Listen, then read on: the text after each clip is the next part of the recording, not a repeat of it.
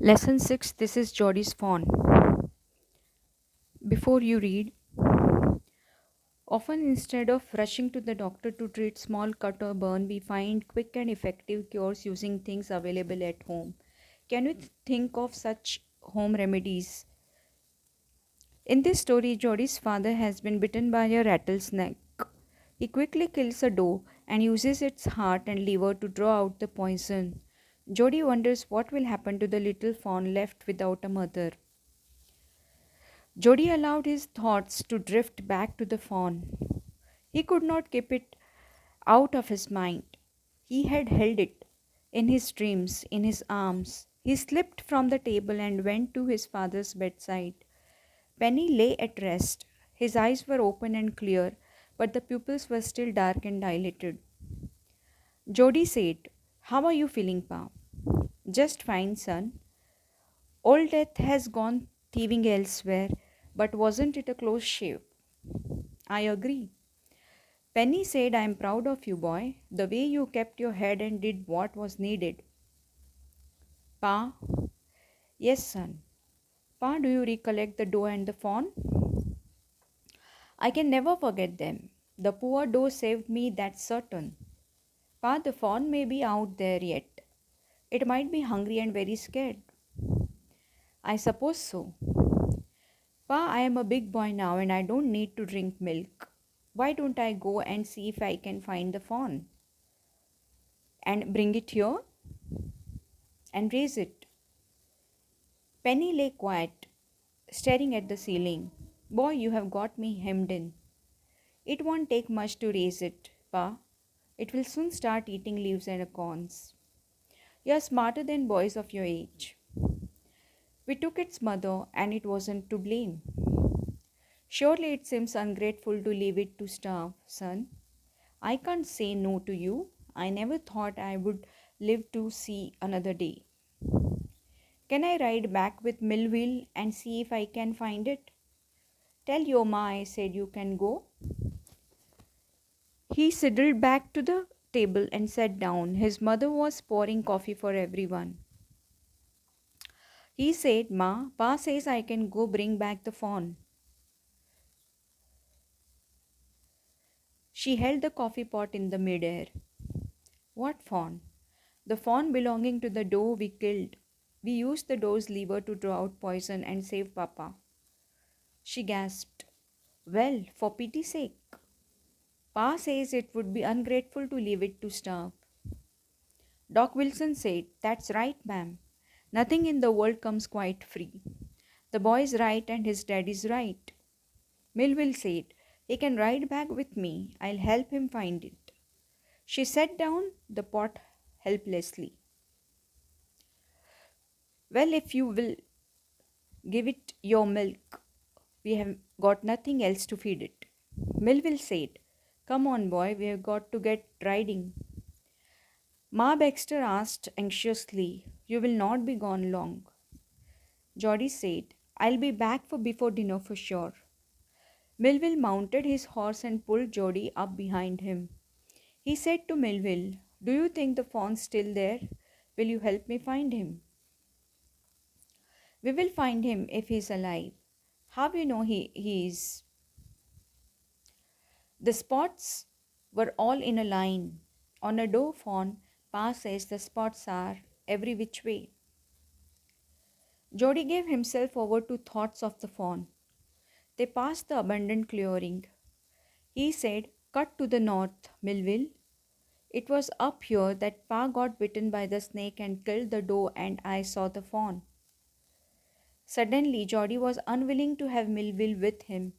If the fawn was dead or could not be found, he could not have his disappointment seen. And if the fawn was there, the meeting would be so lovely and so secret that he could not endure to share it. He said, "It's not far now, but the scrub is very thick for a horse. I can make it on foot. But I am afraid to leave you, boy. Suppose you got lost or got bitten by a snake too." "I will take care of myself. It might take me a long time to find the fawn. If he is wandered, leave me off right here." "All right, but you take it easy now. North here and east, there and there. That tall pine makes a bearing. So long, Millville, I am obliged. He waited for the sound of the hoofs to end, then cut to the right. The scrub was still. Only his own crackling of twigs sounded across the silence. He wondered for an instant if he had mistaken his direction. Then a buzzard rose in front of him and flapped into the air. He came into clearing under the oaks. Buzzards sat in a circle around carcass of doe. They turned their heads on their long, scrawny necks and hissed at him. He threw his bow at them and they flew into an adjacent tree. The scent showed large cat prints, but the big cats killed fresh and they had left the doe to the carrion birds. He parted the grass at the place where he had seen the fawn. It did not seem possible that it was only yesterday. The fawn was not there. He circled the clearing. There was no sound, no sign. The buzzards clacked their wings, impatient to return to their business. He returned to the spot where the fawn had emerged and dropped on all fours, studying the sand for the small hoof prints. The night's rain had washed away all tracks except those of cat and buzzards. Movement directly in front of him startled him so that he tumbled backward. The fawn lifted its face to his. It turned its head with a wide, wandering motion and shook him through with the stare of its liquid eyes. It was quivering. It made no effort to rise or run. Jody could not trust himself to move. He whispered, "It's me."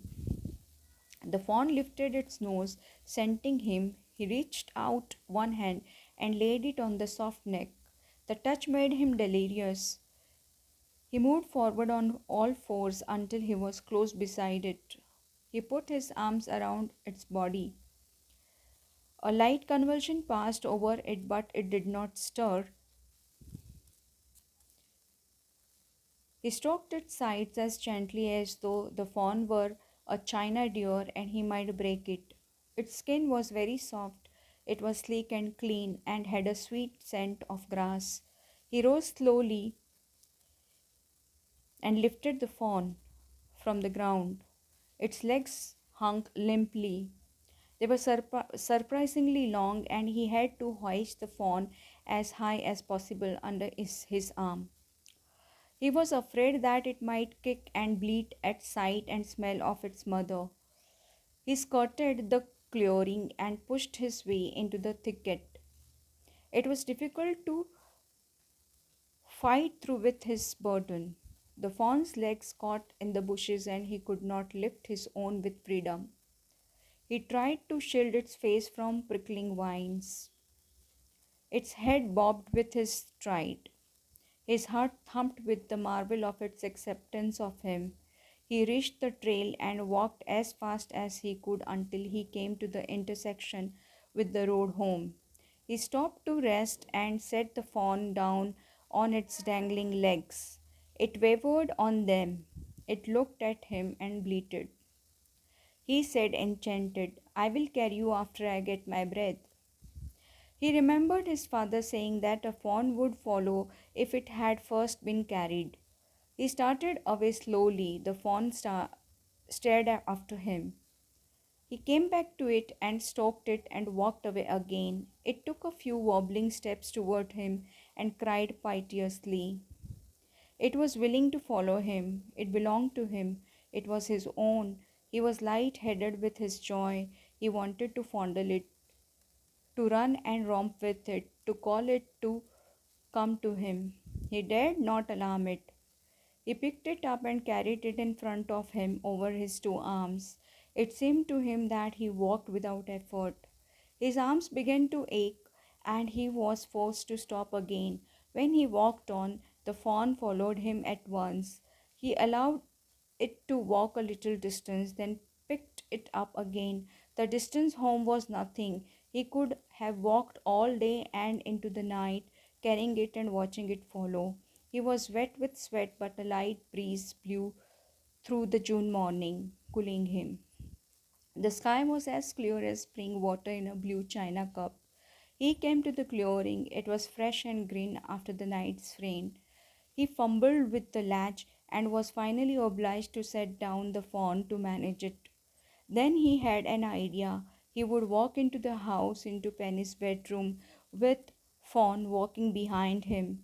But at the steps, the fawn barked and refused to climb them. He picked it up and went to his father. Penny lay with closed eyes. Jody called, Pa, look. Penny turned his head.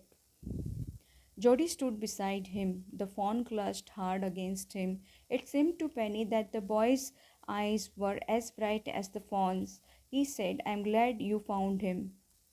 Jody then went to the kitchen. The fawn wobbled after him. A pan of morning's milk stood in the kitchen safe. The cream had risen on it. He skimmed the cream into a jug. He poured milk into a small gourd. The, he held it out to the fawn. It buttered it suddenly, smelling the milk. He saved it precariously from spilling over the floor. It could make nothing of the milk in the gourd. He dipped his fingers in the milk and thrust them into the fawn's soft, wet mouth. It sucked greedily. When he withdrew them, it bleated frantically and butted him. He dipped his fingers again, and as the fawn sucked, he lowered them slowly into the milk. The fawn blew and sucked and snorted. It stamped its small hoofs impatiently. As long as he held his fingers below the level of milk, the fawn was content. It closed its eyes dreamily.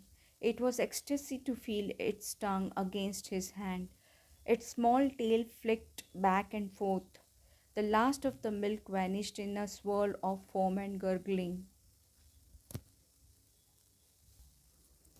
Marjorie Kinnan Rawlings.